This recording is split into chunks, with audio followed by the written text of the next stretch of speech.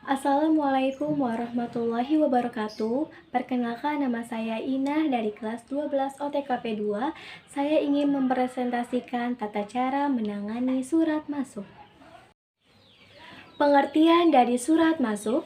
Surat masuk adalah surat-surat yang diterima oleh suatu organisasi atau perusahaan yang berasal dari seseorang atau dari suatu organisasi.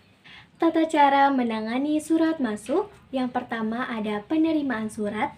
Penerimaan surat biasanya dilakukan oleh orang yang terbiasa berada di depan bagian kantor atau juga yang disebut resepsionis. Kegiatannya meliputi mulai dari penerimaan surat sampai dengan penyimpanan arsip.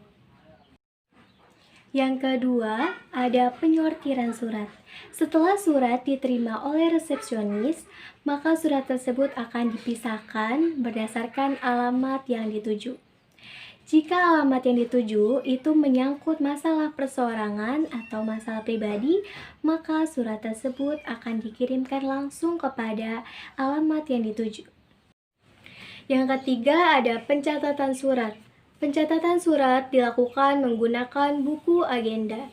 Petugas dapat membuka dan membaca surat tersebut untuk mengetahui apakah surat tersebut merupakan surat dinas biasa, surat penting, ataupun surat rahasia. Untuk surat rahasia, petugas tidak diperbolehkan untuk membaca surat tersebut kecuali telah diizinkan oleh pimpinan. Yang keempat, ada pengarahan surat atau penerusan surat. Pengarahan surat adalah menentukan siapa saja yang nantinya akan memproses surat berdasarkan dengan permasalahan surat tersebut.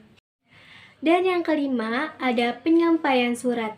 Jika pimpinan sudah memberikan instruksinya di lembar disposisi, maka surat tersebut akan diberikan kepada orang yang ditunjuk oleh pimpinan yang sudah ditulis dalam lembar disposisi.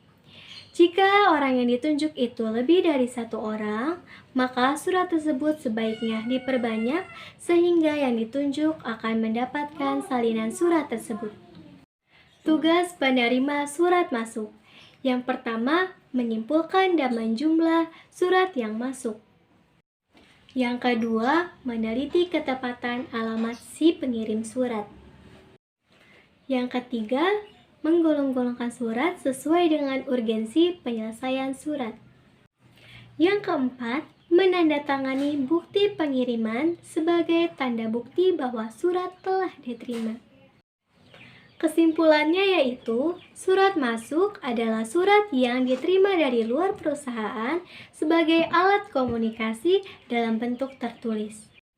Penanganan atau penerusan surat masuk itu dapat dilakukan oleh pimpinan, karena pimpinanlah yang berhak dan bertanggung jawab atas penanganan surat tersebut.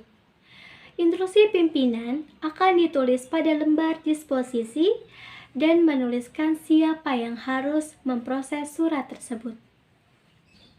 Terima kasih atas perhatiannya. Sekian dari presentasi saya. Kurang lebihnya mohon maaf. Wassalamualaikum warahmatullahi wabarakatuh.